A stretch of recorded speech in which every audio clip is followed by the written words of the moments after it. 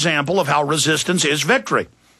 Absolutely, Alex. I think one thing is important for people to know. You know the film The Matrix, how there's Neo, the character played by Keanu Reeves? That's an anagram of the One.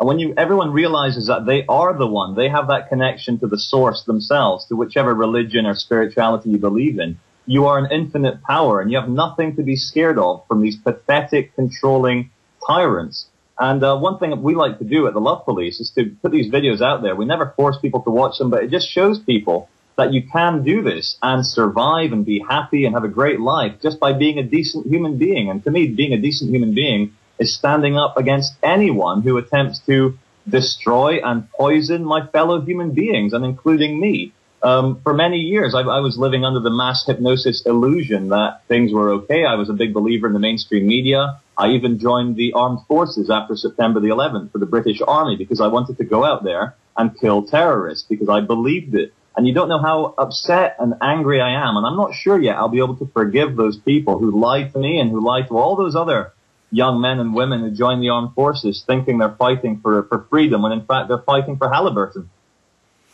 What woke you up? I think it was a combination of luck in that I lost my job. I didn't quit. I just lost my job because the economy went bad. And I've always been a bit of a rebel since a young age. You know, I never really listened to authority. I was very anti-authoritarian. But I think it was just maybe what people like David Icke talk about. There is a general vibrational change happening in the world, as Brzezinski says, a general awakening. And I'm just lucky that it came to me before I got sent out to Iraq to go and shoot innocent people. Absolutely. I mean, here's an example. Did you see that video 2 weeks ago, 3 weeks ago, out of Pennsylvania, where it says, "We're watching you, Tom. Nice house, nice car, Tom. You owe the state $3,000. We know where you are. We're coming to get you." And I'm seeing articles every day of people losing their houses for parking tickets or for water bills. And everybody I know who is not doing well financially all over the country is getting calls now where collection agencies for the government are threatening you with jail if you don't pay them. The taxes are all going up, but the infrastructure is falling apart because almost all the money is going to the bankers like it's Nigeria or Argentina. And here's one out of the Huffington Post. Woman's home confiscated over small water bill. They now take your house over a $362 bill. I mean, if this isn't tyranny, I don't know what it is. It is total tyranny. But one thing I can say, I'm always an optimist, Alex. I like to always look on the bright side. But these mistakes they made, this tyranny they impose, it wakes up people at a much more accelerated pace. And what I think, it's the bankers that caused this financial crisis. And if it's the bankers trying to take your house, what people need to do en masse is start barricading themselves, you know, getting themselves able to mount a defensive front against anyone who attempts to come to their house and pick them out. And I also think people need to stand together. There was actually a writer from Soviet Russia called Solzhenitsyn, and he said that when they were coming round for the mass roundups of political dissidents, what he says is that they didn't value freedom enough. People should have set up ambushes in staircases using baseball bats or hammers or pots and pans. And he said that if people did a massive rise up, the state does not have enough thugs to round up hundreds of thousands of people if a few hundred of them are starting to fight back. Yeah, guys, print me the Alexander Solzhenitsyn quote. It starts with Alexander Solzhenitsyn, "Oh, how we burned in the camps later, wishing that when the NKVD that arrested, in the case he was talking about in Leningrad, more than half the population and took many of them to their deaths." But according to the government today, that's a good thing to be taken away to your death. And here in the U.S., they're openly proposing arresting people, the Pentagon, with no charges, no nothing, secretly stripping you of your citizenship and disappearing you into a black site, into a black hole.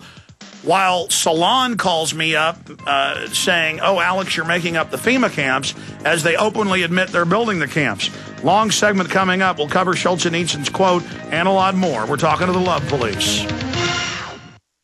We're on the march. The empire's on the run. Alex Jones and the GCN Radio Network. Hello, friends. This is Alex Jones. You've heard me talk about Cal Ben 5-star soaps for years. This is an American-made product of the highest quality and compares to nothing you will find in stores. You can buy factory direct, shipped via UPS right to your door. Check them out on the web at 5starsoap.com or call 800-340-7091. Take my word for it. Once you've used Pure Soap, you won't buy anything else. Since 1947, Calvin Soap Company has been showing consumers that soap can be tough on dirt and gentle on the environment. Buy American and stay clean, as well as support InfoWars. Visit 5starsoap.com today or call 1-800-340-7091. Well, Marty, what do you have to say? As founder and owner for over 63 years, satisfaction is guaranteed or double your dirt back. Call us at 1-800-340-7091 for a free catalog or visit our website, 5starsoap.com. Thank you.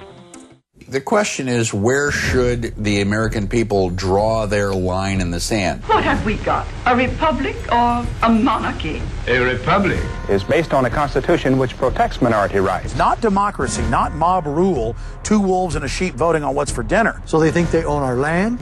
They think they own our water, children, our education, our money. We have to define who we are and what we will tolerate. Somebody's going to ask you what you did during the Patriot Uprising. You have been warned. We have the facts. We have the Constitution. We have the Bill of Rights. We have common law. Knowledge is power, ladies and gentlemen. And I'm so excited to be able to offer you Don't Tread on Me, Rise of the Republic. Tyranny is upon us, but liberty and the sleeping giant that is the American people is rising. A new tool in the info war. Don't Tread on Me. Order it at Infowars.com or PrisonPlanet.com or call toll-free 888-253-3139 and support independent, patriotic Liberty films. Hi, this is Alex Jones. Did you know that the global elite are now storing non-hybrid seeds in secret storage vaults near the Arctic Circle? Did you know that in a real meltdown, non-hybrid seeds can become more valuable than silver or gold? It's true, seeds have outperformed even gold and silver before in this country, and it's possible that it could even happen again. So our friends at Solutions from Science have put together the perfect mix of non-hybrid seeds. They call it a survival seed bank, and it can produce an endless supply of nutrient-dense food for you and your family. And here's the best part. These seeds have not been genetically modified in any way, and you actually get enough seeds to plant a full-acre crisis garden. So visit them today at survivalseedbank.com. That's survivalseedbank.com, or give them a call at 877-327-0365. That's 877-327-0365. Remember, in a real crisis, non-hybrid seeds are the ultimate barter item. This is Alex Jones for survivalseedbank.com.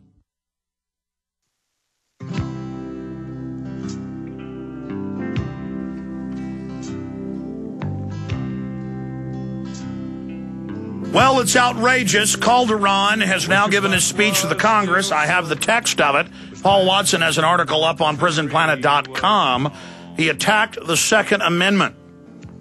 Not only is a foreign dictator who wasn't elected, that's on record, who set up a total police state, a narco-terrorist state that's waging a war against other cartels that aren't laundering money through U.S. banks.